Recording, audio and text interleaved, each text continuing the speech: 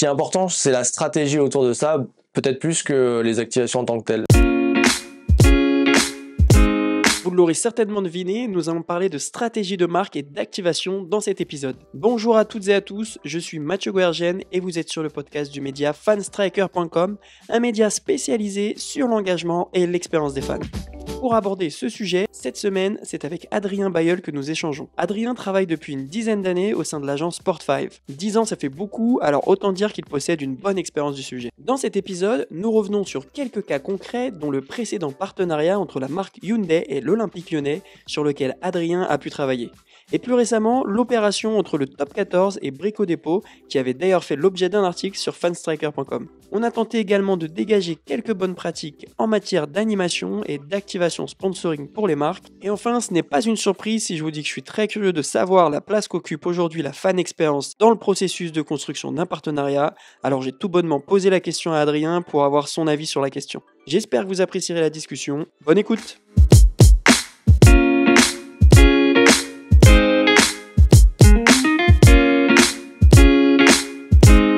Bonjour Adrien, bienvenue sur le podcast Fanstriker. Je suis très content d'être ici chez Sport5 et notamment d'échanger avec toi. Comment tu vas ? Bonjour Mathieu, écoutez, je vais très bien. Je suis assez excité par les projets qu'on va avoir à l'agence dans quelques semaines et du coup très mobilisé dans les prochains jours. Alors est-ce que tu peux pour démarrer te faire une petite présentation de qui tu es pour que nos auditeurs aient un peu plus de contexte ? Bien sûr, donc je m'appelle Adrien Bailleul, j'ai 33 ans. Ça va faire 10 ans que je suis chez Sport5. Moi, j'ai commencé ma carrière chez Sport5 après une première expérience au Paris Saint-Germain. D'ailleurs, pour la petite anecdote, moi, je suis arrivé au Paris Saint-Germain le jour où les Qataris sont arrivés. Donc, c'est plutôt assez curieux comme façon d'arriver dans une culture d'entreprise. Donc, j'ai eu la chance de découvrir un petit peu le monde du sport par ce biais-là. Et puis, la grandeur et finalement la faculté du sport à pouvoir faire des choses à des marques. Et puis petit à petit, je me suis dirigé en agence vers Sport5 avec un parcours assez varié. Finalement, ça fait 10 ans que je suis là, mais j'ai rarement fait plus de 2 ans la même chose. J'ai commencé en tant que chef de projet marketing au soutien des clubs dans la construction de leur offre sponsoring et hospitalité. Donc avec 2 clubs principaux qui étaient l'OGC Nice et l'Olympique Lyonnais, qui étaient sous régie Sport5. Et mon travail consistait à construire l'offre sponsoring, accompagner les partenaires de ces clubs-là. Et la chance que j'ai eue, c'est que ça s'est fait au moment de l'Euro 2016. Donc j'ai pu comprendre un petit peu la façon dont on faisait du sponsoring avant l'Euro 2016 et puis finalement ce qu'a apporté la création de ces nouveaux stades, l'Allianz Riviera et le Groupama Stadium avec des modèles différents puisqu'on avait un modèle en PPP à l'Allianz Riviera et un modèle de stade privé au Groupama Stadium. Et donc tout le travail auquel j'ai pu participer à ce moment-là, c'était de comprendre quelles opportunités offraient ces nouveaux stades, notamment en matière d'expérience spectateur, et je pense que c'est ça qui peut être intéressant dans nos échanges, c'est que la façon dont alors à l'époque, le sujet majeur, c'était la connectivité des stades. On passait d'un stade qui était vraiment où on arrivait dans le stade impossible de téléphoner, impossible de se connecter à un écran. On était focalisé sur le match qu'on pouvait voir, et puis petit à petit les stades se sont connectés, et donc l'expérience qu'on a pu vivre était complètement différente. Et ça m'a beaucoup intéressé. Ça m'a questionné aussi sur finalement quel était le rôle d'un partenaire dans un stade. Et petit à petit, ça a orienté ma carrière. Pourquoi je vous dis ça ? Parce que la question était de me présenter, mais finalement, ça a orienté ma carrière parce que j'ai compris que les marques avaient aussi un rôle à jouer dans la façon dont pouvaient vivre les fans, leur expérience et leur passion. Et dans ce cadre-là, je me suis intéressé notamment à 2 marques, Allianz, qui était partenaire de l'OGC Nice, et l'Allianz Riviera. Et donc qui est une assurance partenaire d'un stade, donc ça questionne en fait qu'est-ce qu'une assurance vient faire autour d'un stade. Et puis la deuxième marque que j'ai accompagnée en profondeur à ce moment-là, c'était Hyundai avec l'Olympique Lyonnais. Et là encore, essayer de comprendre un petit peu pourquoi cette marque avait envie de se joindre à un club aussi iconique que l'OL et qu'est-ce qu'elle avait comme mission derrière. Donc je reviendrai, je pense, en détail un peu sur ces 2 marques et le plan d'activation. Mais petit à petit, de fil en aiguille de mon rôle finalement de chef de projet marketing, je me suis dirigé vers les marques parce que Sport5 a acquis une agence qui était dédiée justement à l'activation qui s'appelait Sponsorship 360 et donc Sport5 a accéléré son processus d'intégration de la compréhension des marques dans l'agence et j'ai décidé à ce moment-là de rejoindre l'équipe dédié aux marques de Sport5 en tant que responsable de clientèle. J'ai accompagné des marques comme 40 bars sur la FFF, des marques comme Total, qui est aujourd'hui Total Energy, des marques comme Orange. Et puis après, je suis passé directeur de clientèle et aujourd'hui, je suis donc Brand Services and Activation Director chez Sport5. Donc mon travail au quotidien, c'est de développer la façon dont l'agence Sport5 s'adresse aux marques, accompagne ces marques dans la stratégie de prise de parole dans le sport et de structurer l'offre et la façon dont on comprend les enjeux des marques. Bah, super pour cette présentation, Adrien. En tout cas, il y a plein de sujets. On a 30 minutes ensemble. On va essayer de respecter au maximum, mais je pense que ça pourrait peut-être même durer 1 heure. Parce que tous les sujets que tu abordes m'intéressent particulièrement. On va se concentrer sur un domaine que tu maîtrises très bien, puisque tu l'as dit pour finir ta présentation. Ce sont les activations de marque. Donc, tu le disais, tu occupes le poste de Brand Service et Activation Director chez Sport5. Avant de vraiment détailler un peu cette thématique-là, est-ce que tu pourrais nous dire pourquoi Lagardère Sport est redevenu Sport5, puisque c'était anciennement un petit peu Sport5 auparavant, en 2020? Bien sûr. Alors là, on va parler de la marque, parce que pourquoi elle est redevenue, c'est un sujet d'acquisition de capital. Donc, il y a un petit peu plus d'1 an et demi, Lagardère Sport a été racheté par un fonds d'investissement qui s'appelle HIG, un fonds d'investissement américain. Alors, de ce fait, le nom Lagardère Sport n'avait plus trop lieu d'exister. Et le fonds d'investissement a choisi, avec les décideurs de l'agence, de revenir sur un nom Sport5 qui existait. Pourquoi ? Parce que on avait besoin de capitaliser sur l'image un petit peu iconique de cette agence historique sur le marché du sport français, finalement de penser le futur en s'accrochant finalement à ce qui avait fait la force de l'agence par le passé, sa connaissance de l'univers du sport, son accroche à des racines, et puis aussi la volonté de donner une vision à l'agence par ce mot qui est le Five, qui finalement a cette promesse et cette mission de garantir un sport responsable et progressiste pour l'ensemble des parties prenantes de l'écosystème sport. Véritablement dans ce qu'on appelle les Five de Sport5, on a évidemment les marques, on a les ayants droit, on a les Five, on a les fans, pardon, et on a Sport5 en tant qu'agence et finalement les plateformes médias. Donc on a l'ensemble des acteurs et les parties prenantes de l'écosystème du sport qui sont traités par l'agence Sport5 et qui sont traités d'une manière à apporter de la valeur. Et quel type de clients l'agence aujourd'hui accompagne-t-elle ? Alors moi, sur mon activité, l'agence accompagne des marques qui sont soit déjà partenaires d'ayants droit, donc des marques comme EDF, partenaires d'une multiplicité de fédérations et d'ayants droit, que ça aille de Paris 2024, la FFF, la FFN, la FFH, donc ce genre de marques institutionnelles. On accompagne aussi BPCE sur son partenariat avec Paris 2024. On accompagne des marques qui sont partenaires de ligues, comme Brico Dépôt, partenaire du Top 14, IAD, partenaire du Top 14. On accompagne des marques qui sont aussi présentes dans l'univers de l'e-sport, comme Direct Assurance avec la Carmine Corp ou Lutti avec Solari. Donc on a une variété de marques qu'on accompagne avec des enjeux qui sont assez différents. On a des enjeux externes évidemment développement d'image, de développement d'engagement auprès de la marque, et puis on a des enjeux aussi qui sont internes. L'exemple parfait, je pense que c'est BPCE qu'on a accompagné sur la façon dont par le partenariat Paris 2024 on pouvait finalement travailler la cohésion de tout un groupe, la fierté d'appartenance à un groupe par le biais des valeurs olympiques et paralympiques. Et j'imagine qu'avoir cette diversification de clients et de projets et de contextes, ça permet justement de travailler cette créativité et de transposer, dupliquer, adapter des opérations, des activations qui sont proposées sur un sport ou auprès d'un client, auprès d'un autre par exemple. Alors, en fait, ce qui est intéressant dans cette variété, finalement la pluralité des problématiques auxquelles on est confronté, c'est que ça nous ouvre, nous, notre champ de réflexion. Et puis ça nous permet derrière d'avoir des convictions. C'est-à-dire que plus on confronte nos sujets et les problématiques qu'on peut avoir, plus on va se forger des convictions sur ce qui marche, ce qui marche pas. Alors ce qui marche sur une marque marchera pas forcément à tous les coups sur une autre, puisque les enjeux sont toujours différents, et puis les budgets investis, et puis les attentes des clients sont différents. Mais en revanche, ça nous permet d'aller voir des marques et de leur dire « Vous imaginiez pas qu'on pouvait faire ça ?» Et pourtant, ça fonctionne sur un autre secteur, on peut vous l'apporter. Donc ça permet d'avoir des preuves assez tangibles que l'activation des marques fonctionne et qu'elle a un sens et surtout une importance quand on signe un partenariat avec un ayant droit.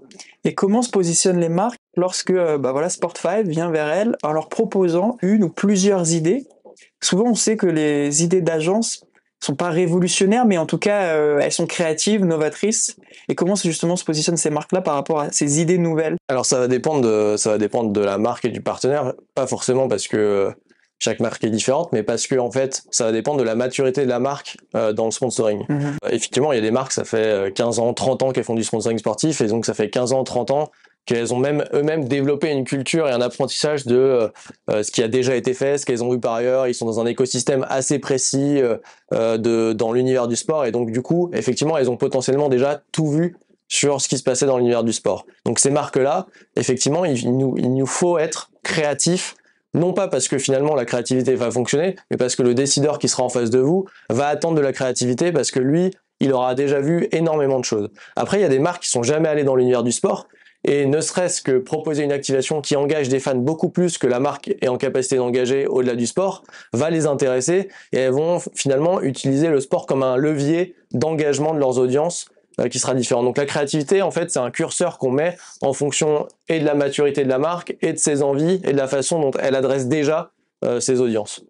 Alors, ce qui m'a motivé, pour ne rien te cacher, Adrien, à faire ce podcast, bon, ça fait longtemps déjà que je voulais le faire, mais c'est un post LinkedIn que tu as fait sur une opération sur laquelle tu as travaillé, que l'on a fait un article sur Fanstriker, c'est l'opération Affiche tes couleurs avec Brico Dépôt et le Top 14, où le principe était de créer une mécanique engageante auprès des fans, et notamment la communauté de clients Brico Dépôt, pour trouver le plus grand fan du Top 14 et ainsi lui offrir la rénovation d'une pièce aux couleurs de son club favori. Quel a été le rôle de Sport5 justement dans ce projet avec Brico Dépôt? Alors le rôle dans ce projet, je vais l'expliquer, mais avant ça, on a un rôle, nous, donc on est l'agence qui accompagne Brico Dépôt dans sa stratégie de prise de parole, dans son partenariat avec le Top 14. Donc avant même de définir les concepts et les contours de cette opération d'activation, en fait on a travaillé avec la marque pour la définition d'un positionnement. Nous, toutes nos réflexions chez Sport5, elles passent d'abord par définir quel est le discours que va porter la marque dans l'univers, au regard de l'ADN de la marque, sa culture, mais aussi au regard de l'univers sportif qu'elle préempte. On n'aura pas le même discours dans le rugby comme on l'aura dans le football. Donc on va d'abord construire ce discours. Il s'avère que sur Brico Dépôt, le discours qu'on a construit était porté autour de la transformation. La transformation parce que c'est évidemment un champ lexical très fort dans l'univers du rugby, mais aussi parce que la transformation, ça fait partie de l'ADN de Brico Dépôt. Avec Brico Dépôt, on est capable de transformer un univers de vie d'une façon puis d'une autre. Et donc, on a construit notre plan d'activation sur ce positionnement-là. Donc, on a fait une variété d'opérations en fonction des temps forts qu'offrait le Top 14, qui sont assez nombreux tout de même. Et puis, on a profité d'une sortie d'un produit de Brico Dépôt qui était un produit de peinture avec la marque Evalux, et on s'est posé la question de savoir comment est-ce qu'on pouvait événementialiser cette sortie de marque de peinture. Et puis on s'est dit que finalement il y avait quelque chose qu'on avait toujours dans un coin de notre tête quand on était passionné d'un sport, mais vraiment vraiment passionné, c'était de faire une pièce aux couleurs de son club préféré. On a tous en tête l'image des Man's Cave qu'on voit un petit peu partout. On se dit voilà, on aimerait vraiment avoir un coin chez soi pour vivre sa passion et s'y dédier un petit peu de temps. En espérant que la famille et les amis, etc. vivent aussi cette passion, parce que exactement. Très Exactement. Finalement, t'es chanceux que le fan soit finalement fan du Racing, parce que c'est vrai qu'il y a certaines couleurs qui auraient été un petit peu plus compliquées à intégrer dans un quotidien. Mais donc, partant de cet insight, on a travaillé sur la conception de l'opération avec des concepteurs et d'acteurs, avec des directeurs artistiques. Et puis après, on a mobilisé, donc on a présenté l'idée à Brico Dépôt, qui a été apprécié, et puis après on a travaillé avec une boîte de production, un cabinet de décoration, et puis on a monté l'opération du côté d'Auxerre. D'ailleurs c'était à 20 minutes d'Auxerre, donc on a trouvé une mère de famille qui vivait la passion du rugby au travers de son mari, et qui donc a fait la surprise à son mari de lui offrir cette pièce aux couleurs de son club favori. Donc nous, la promesse, c'était de faire vivre la passion du rugby chez les gens, mais peu importe le club finalement. Il s'avère qu'en termes de droit, Brico Dépôt n'est pas partenaire du Racing, donc n'a pas la possibilité de l'exploiter de manière individuelle, et donc c'est pour ça que le logo n'apparaît pas D'accord. Et c'est pour ça aussi également qu'il n'est pas mentionné nulle part. Exactement. Effectivement, sur Fanstriker, on comprenait pas justement pourquoi on ne voyait pas quel club ce fan était supporter. On le voyait à travers les couleurs, évidemment, mais en tout cas pas pour l'information précise. On va revenir un peu plus en détail ensuite sur un des clients et une opération sur laquelle tu as travaillé qui me plaît beaucoup. Mais je voulais avoir ton avis en matière de sponsoring. On sait, toi et moi, que c'est avant tout un mariage entre deux, voire plus d'acteurs. Et on peut souvent observer des mariages qui manquent, selon moi, de cohérence entre une marque et un club.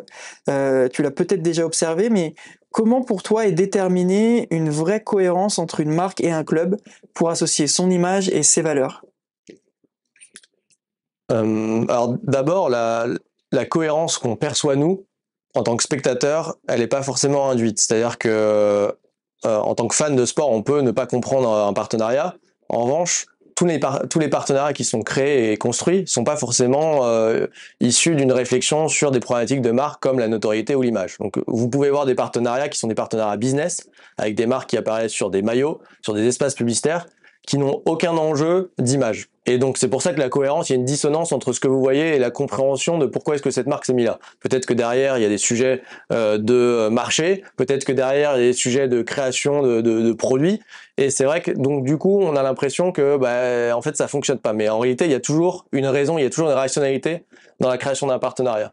Maintenant, le sujet, je pense que vous interrogez, c'est de savoir, parfois, on a l'impression qu'il y a des images qui sont vraiment opposés et sur lequel on retrouve pas de terrain d'entente.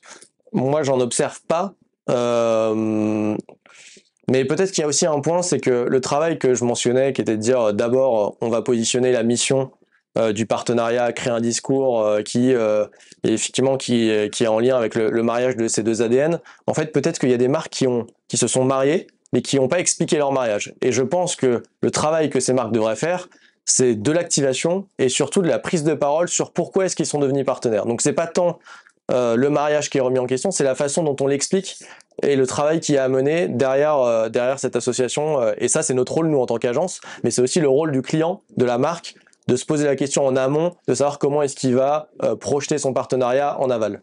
Et justement, une des façons de communiquer, comme tu le dis, c'est un peu le cœur de l'explication auprès du grand public, notamment des fans. La façon de communiquer la plus simple, entre guillemets, c'est l'activation. Sur l'activation, est-ce que lorsque l'on conclut un partenariat de sponsoring entre un club et une marque, l'expérience du public, et j'entends par là l'enrichissement de l'expérience stade de global, c'est-à-dire pas uniquement l'expérience stade en jour de match, est-ce que cela vient déjà s'intégrer dans les discussions ou est-ce que cela vient bien après, au moment de la mise en place concrète du partenariat?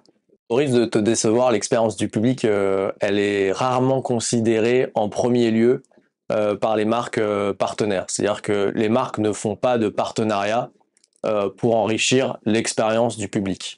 En revanche, elles font des partenariats pour engager leurs audiences et le levier, c'est généralement l'enrichissement de l'expérience spectateur. Ce qui arrive, c'est que par contre, la réflexion qu'on peut avoir sur l'activation au global intervient en amont, quand la réflexion d'un partenariat est construite avec une agence comme Sport5 par exemple, on est capable d'orienter les droits pour aller dans le sens des objectifs de la marque et pas avoir un package très théorique. Et donc il y a une vraie réflexion en amont sur la projection d'activation qui va être faite quand le partenariat sera signé. Ce qui arrive aussi, c'est que de plus en plus, les clubs et les ayants droit segmentent leur offre pour répondre à des besoins. Donc, par exemple, il y a des offres constructeurs automobiles, il y a des offres énergie, il y a des offres sécurité, il y a des offres qui touchent finalement à l'expérience spectateur. Et dans ce cadre-là, elles vont réfléchir en amont au partenaire qui aura la meilleure offre et la meilleure expérience à offrir à leur public. Et donc, de ce fait, en amont, il y a une véritable réflexion sur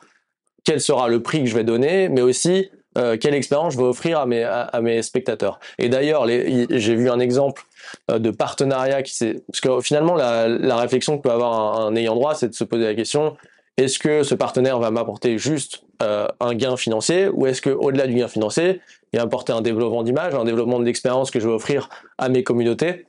Et de plus en plus, je pense que les ayants droit se posent la question de l'équilibre à trouver entre le gain financier et le gain qui peut être beaucoup plus important par ailleurs. Kipsta et la LFP en est un parfait exemple. La LFP a récemment annoncé avec Kipsta le nouveau ballon de la Ligue 1 et la Ligue 2. Ce ballon, il va être fait par la marque Kipsta et un des principaux arguments du choix de la LFP, c'était la capacité du groupe Decathlon à distribuer le ballon et les produits Kipsta Ligue 1, Ligue 2 dans différents territoires internationaux. Et ça, seul Decathlon pouvait l'offrir. Donc on voit bien que là, il y a un intérêt à la fois pour l'expérience du fan qui va être en Asie, par exemple, mais aussi pour la Ligue 1 de développer son image. On n'est pas juste sur un argument financier. On va s'attarder sur un cas concret que j'aime beaucoup et que nous aimons beaucoup chez Fanstriker, c'est le partenariat entre Hyundai et l'Olympique Lyonnais. Je vois que derrière toi, tu as une photo de cette activation dont on aura l'occasion de discuter avec Kona qui est inscrit directement dans le public. Pourquoi on a beaucoup aimé cette activation-là, cette opération et tout ce qui a été construit, c'est que autant sur l'activation au jour de match que sur l'animation quotidienne du partenariat, je trouve qu'il a été bien pensé. Ça a été super complet. Est-ce qu'on peut revenir un peu ensemble sur tout ce qui a été mis en place et comment, parce qu'aujourd'hui Hyundai n'est plus partenaire de l'Olympique Lyonnais, quel est ton ressenti maintenant que ce partenariat-là est derrière toi? Oui, bien sûr. Je pense qu'on va pas rentrer trop dans le détail parce que c'est un partenariat à 8 ans, donc on a fait énormément de choses. On a fait des choses à Gerland, on a fait des choses au Groupama Stadium, on a fait des choses au niveau national avec l'opération Les Héros du Football, qui était aussi portée par le partenariat Olympique Lyonnais. Mais je pense que ce qui est important, c'est la stratégie autour de ça, peut-être plus que les activations en tant que telles. La réflexion de départ, c'est Hyundai qui finalement ouvre une filiale en France en 2012, signe un partenariat avec l'Olympique Lyonnais parce que ça a besoin d'un développement de notoriété assez rapide sur le marché français, d'un côté aussi pas d'une francisation de la marque, mais d'un besoin de s'implanter très clairement sur le marché français, et puis surtout de faire connaître ses véhicules. Parce que la marque Hyundai et ses véhicules, on avait une appréhension finalement d'un produit assez moyen, et finalement il y avait une dissonance aussi quand les gens testaient le véhicule entre l'impression qu'ils avaient et la réalité de l'expérience qu'ils avaient. Donc à chaque fois qu'ils testaient un véhicule Hyundai, ils disaient c'est quand même incroyable ce véhicule, en fait j'avais pas du tout idée qu'il puisse être aussi qualitatif, les finitions étaient comme ça, et du coup il y avait un vrai lien avec l'expérience qui était vécue. Et partant de ce constat-là, on s'est dit, ok, donc c'est l'expérience qui va faire jouer sur la transformation de la perception, donc comment est-ce que nous, on peut faire vivre une expérience Hyundai aux fans de l'Olympique Lyonnais? Et donc on s'est dit, ça veut dire quoi une expérience? Une expérience, ça veut dire, et surtout une expérience spectateur augmentée, ça veut dire d'abord chercher les biais à l'expérience qui est vécue aujourd'hui. Donc on a cherché tous les freins à l'expérience, donc il y a plein d'études qui sont sorties, des études Ipsos, des études de l'AFP sur l'accessibilité au stade, la façon dont les gens attendaient, le manque de parking, finalement le covoiturage qui n'était pas mis en place, la gamification dans les stades. Donc tous ces freins-là, on les a étudiés, on s'est dit, est-ce que Hyundai a sa place pour répondre à une attente? Si elle avait sa place, on a creusé pour trouver un concept créatif. Si elle n'avait pas sa place, on s'est dit, c'est pas à nous de le faire, on va être illégitime et ça va desservir la marque. Donc, on a monté des projets sur l'accessibilité. On avait un programme de covoiturage autour du stade qui emmenait les fans de l'Olympique Lyonnais dans les concessions aux alentours du club pour vivre une expérience, tester le véhicule. Et d'ailleurs, sur la dernière saison, la marque a vendu 44 véhicules sur une saison, c'est énorme, c'est incroyable. Donc on a vraiment suivi aussi les KPI. C'est aussi un des learnings qu'on a, c'est qu'on a suivi pendant 8 ans tous les KPI en termes de performance, de volume de véhicules vendus. Et surtout, on a intégré l'expérience Hyundai dans le parcours du fan. Donc ça veut dire que dès que, par exemple, le fan voulait savoir comment se rendre au stade, il avait la possibilité de venir avec ce service de covoiturage, il avait possibilité d'avoir une place de parking s'il était propriétaire d'un véhicule Hyundai, il avait la possibilité d'avoir une expérience enrichie en stade avec de la gamification. Donc tous ces champs-là, on les a investigués, creusés, et ça a donné des opérations qui fonctionnent et qui sont tangibles, mais à la fois créatives. Et c'est très complet et super intéressant parce qu'à travers ce que tu dis, tu visualises très clairement les objectifs d'une marque lorsqu'elle s'intègre dans un partenariat. Concrètement, Hyundai, l'objectif numéro 1 à travers tout ça, c'est d'augmenter sa base potentielle de clients et de vendre aussi davantage de véhicules. Et donc, en suivant l'équipé, comme tu le dis, je trouve que c'est très parlant pour la marque, en position de marque, puisqu'au final, c'est très concret derrière. Je voudrais qu'on s'attarde un petit peu sur ce qu'il y a derrière toi. Cette fameuse photo, pour expliquer pour ceux qui n'écoutent pas le podcast ou ne regardent pas le podcast en vidéo, c'est cette fameuse photo au Groupama Stadium où plusieurs spectateurs sont vêtus d'une tenue blanche et elles marquent ensemble dans le public Kona, qui était le nouveau modèle de l'époque de Hyundai. Comment cette opération s'est mise en place? Parce que j'en parle souvent lorsque on donne des cours à certains étudiants sur l'expérience fan, et on se dit que ce concept-là, demain, s'il n'est pas maîtrisé, ça pourrait être la foire à la saucisse, entre guillemets, Ouais, dans un stade complètement. Si moi, demain, j'ai envie de faire marquer Fan Striker dans n'importe quel stade du monde entier, j'ai potentiellement juste à habiller des gens dans le public d'une certaine couleur et je peux faire un peu de la publicité sauvage. Comment ça s'est construit exactement? Alors là, c'est pas de la publicité sauvage parce qu'il s'avère qu'ils sont partenaires, donc c'était beaucoup plus facile que de le faire en embouche marketing.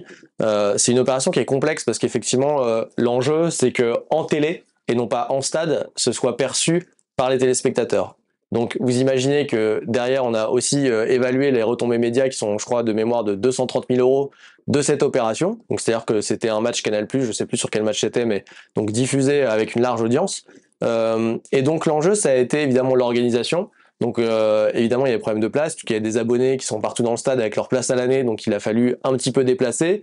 Il a fallu s'assurer que les gens qui étaient à ces places-là acceptent de porter des maillots blancs. Donc évidemment, on a offert des places gratuites pour que cette organisation puisse être mise en place. Et puis il a fallu aussi gérer sur le match le fait que les gens changent pas de place, se décalent, et aussi gérer les personnes autour des gens en blanc, puisque si vous n'avez pas de contraste, ça fonctionne pas. Donc c'est-à-dire que si vous avez des gens qui ont des t-shirts blancs autour des gens qui sont en tenue blanche, votre logo il est complètement foiré.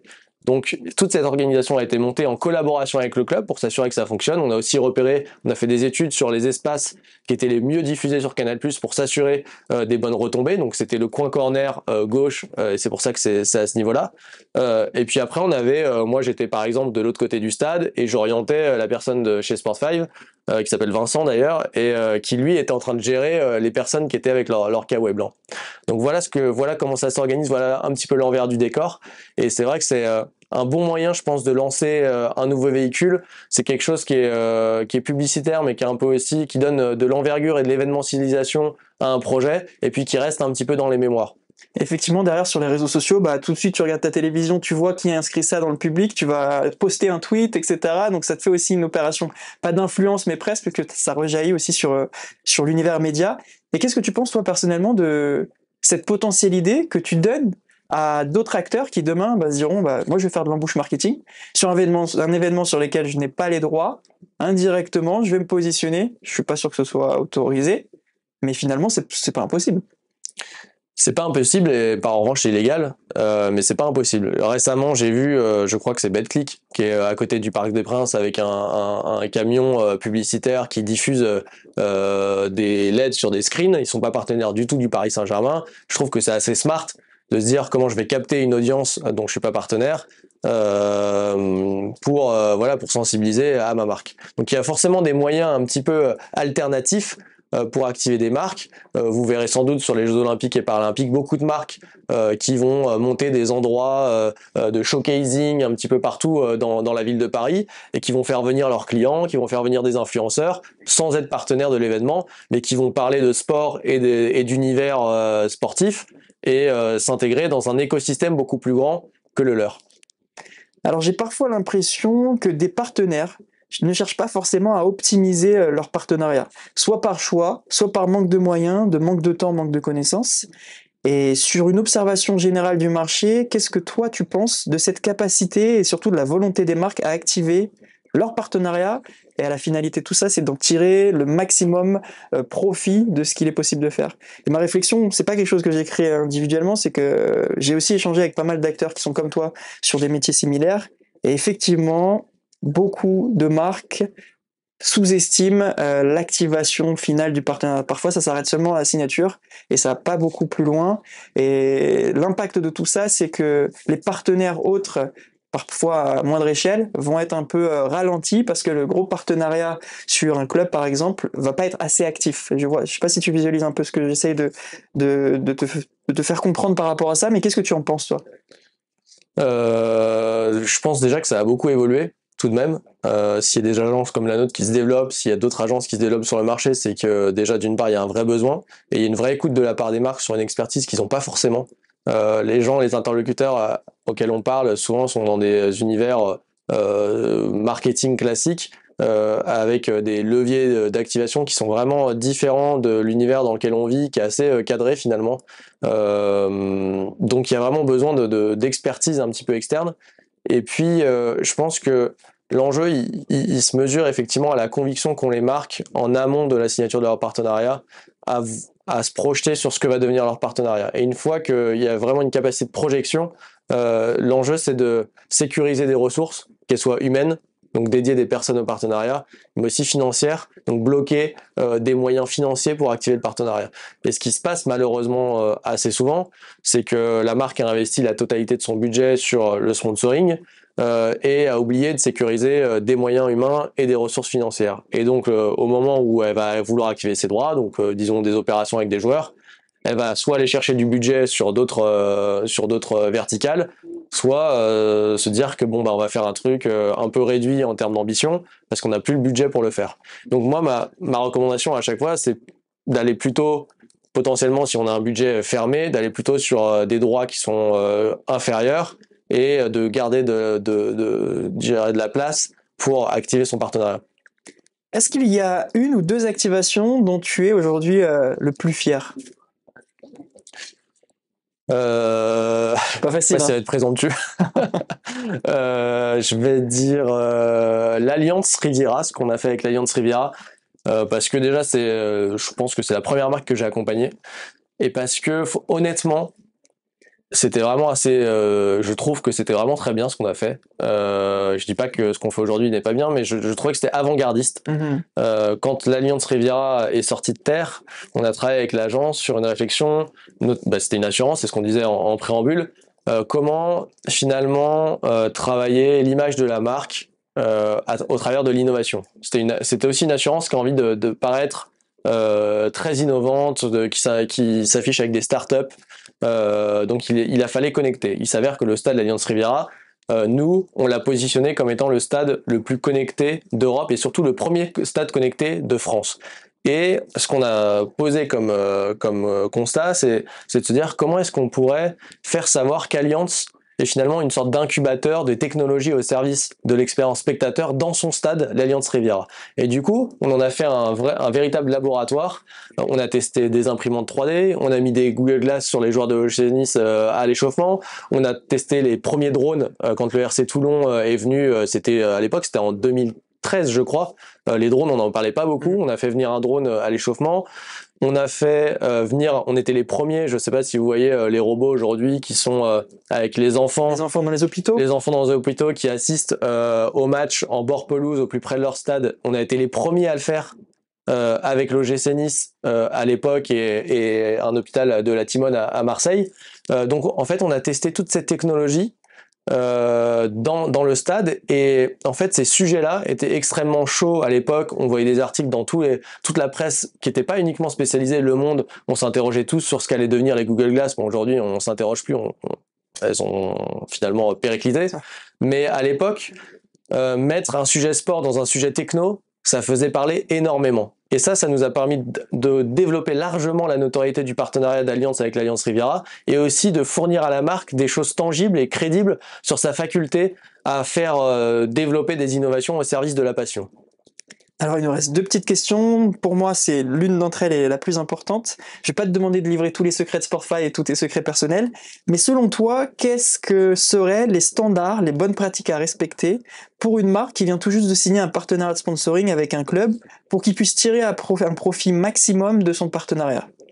Tu l'as déjà dit en termes de gestion des budgets. Alors il y a évidemment la sécurisation de budget, mais je dirais que le premier point, c'est le cadrage de la façon dont on veut prendre la parole. C'est ce cadrage-là que devrait dérouler finalement la prise de parole ensuite dans la saison. Donc, le premier point, c'est qu'est-ce que je veux dire en fait aux communautés. Derrière, comment je veux le dire. Donc, quels sont les temps forts qui sont présents dans le calendrier du partenaire, et à quel droit je peux associer quel temps fort. Une fois qu'on a fixé les temps forts et les droits qu'on veut exploiter sur ces temps forts-là, finalement, quels sont les leviers d'activation que je vais identifier? Est-ce que ça va être un film? Est-ce que ça va être une mécanique digitale? Est-ce que ça va être de l'influence? Est-ce que ça va être de l'événementiel? Et pour quel besoin et quel objectif je vais y répondre? Donc, une fois qu'on a cadré ça, message, temps fort, typologie d'activation, on peut commencer notre début de saison, et réfléchir de manière créative à comment est-ce que je vais pouvoir prendre la parole au travers de mon partenariat. Et puis après, le secret aussi, c'est de monitorer évidemment ces opérations, c'est-à-dire qu'avant chaque opération, se poser la question de savoir pourquoi est-ce que cette opération serait un succès, et derrière l'opération, savoir si on a rempli les objectifs qu'on s'était fixés pour faire mieux la prochaine fois ou pour abandonner cette typologie d'opération parce qu'on se rend compte qu'elle fonctionne pas auprès de la cible qu'on a touchée. Selon toi et selon ton expérience, mais aussi ton réseau autour de toi dans le domaine du sport business, est-ce que l'évaluation d'une activation, d'un contrat de sponsoring, c'est quelque chose de très considéré au sein des marques notamment, ou est-ce que ça ne l'est pas trop encore ? Oui, c'est de plus en plus considéré, pour la simple et bonne raison que les montants de sponsoring continuent de se développer et d'évoluer à la hausse, et que du coup, plus les marques achètent des droits chers, plus elles ont besoin d'un retour sur investissement. Et ce retour sur investissement, il a besoin d'être mesuré. Et de la même manière, en fait, la culture du KPI, elle est partout présente chez les marques. Donc en fait, si le sponsoring est le seul levier de communication qui est pas capable de mesurer ses retombées en termes de KPI, en fait, les marques ne viendront plus. Donc, il y a un vrai effort de la part des agences et des ayants droit à définir la façon dont on mesure les performances des résultats, parce que derrière, on est en concurrence avec du digital, des médias différents, qui eux sont en toute capacité de mesurer les performances de leurs retombées. Au-delà de ça, on a des marques qui sont aussi de plus en plus internationales, qui viennent faire du sponsoring sur un marché local, et ces marques internationales, quand elles décident d'un partenariat, elles attendent de leurs marchés locaux des remontées d'informations. Donc les décideurs sont sur des sièges étrangers, et ils attendent de leurs équipes locales qu'elles remontent des informations très concrètes sur l'investissement qu'elles ont pu prendre. On arrive à la dernière question qui est toujours la même, mais jamais la plus simple. Quelle est selon toi, Adrien, ta propre définition de la fan expérience ? Alors, il y a 10 ans, je pense que j'aurais parlé de l'expérience stade. À l'époque, on parlait beaucoup, je t'en parlais de l'expérience du stade connecté. Donc, il y a eu tout ce schéma, je vais pas refaire l'infographie, mais de l'expérience qui commence une semaine avant ton arrivée au stade. Un jour avant, on va te dire quelle météo il va faire pour que tu puisses t'habiller en conséquence. Et puis, un jour après, on va te remettre les replays du match avec les meilleures occasions et déjà te projeter sur le match suivant. Donc ça, c'était l'expérience stade d'il y a un an, mais qui était confondu finalement avec l'expérience fan. Le fan, il vivait sa passion dans le stade, donc tout était un petit peu lié. Aujourd'hui, l'expérience fan, pour moi, elle sort du stade. Enfin, il y a toujours le stade, mais il y a évidemment l'expérience de la façon dont tu consommes ta passion en digital, sur ton smartphone, la façon dont tu consommes ta passion avec tes amis hors stade, et la façon dont tu le consommes en médias, en télé. Et du coup, tout ça doit être pris en compte pour construire la relation la plus forte entre le fan, l'ayant droit et la marque. Et c'est les marques qui véritablement doivent s'intégrer dans ce parcours-là du fan, qui n'est plus uniquement dans le stade, mais qui est un petit peu partout dans sa vie, en tant que personne et en tant que cible pour la marque. Merci beaucoup, Adrien. J'ai beaucoup aimé ces échanges. Mathieu. On est un peu pris par le temps, malheureusement, mais j'aurais aimé aller encore beaucoup plus loin sur tout ça. Merci. Écoute, on peut te suivre sur LinkedIn. Tu postes aussi régulièrement sur les activations sur lesquelles tu travailles. J'essaye effectivement. Ouais. Donc sur LinkedIn, Adrien Bailleul, et sur Sport5 pour voir un peu ce que fait l'agence en termes d'activation. Merci beaucoup et puis à bientôt. Merci Mathieu, à bientôt.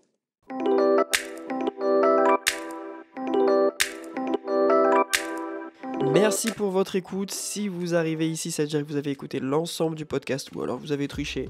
Peu importe, tant que vous avez pris les informations essentielles qui vous intéressaient dans cet épisode, j'espère que vous avez apprécié. On vous donne rendez-vous la semaine prochaine pour le prochain épisode. D'ici là, n'hésitez pas à nous suivre sur les réseaux sociaux et nous envoyer un petit message si vous le souhaitez. Merci beaucoup à ceux qui nous suivent régulièrement, qui participent à l'enrichissement du débat sur les thématiques de fan expérience et de fan engagement. Si ces sujets vous intéressent, je vous invite vraiment à aller faire un tour sur le site fanstriker.com. Vous y trouverez des actualités et des bonnes pratiques. Bonne journée, bonne soirée ou bon week-end et à bientôt.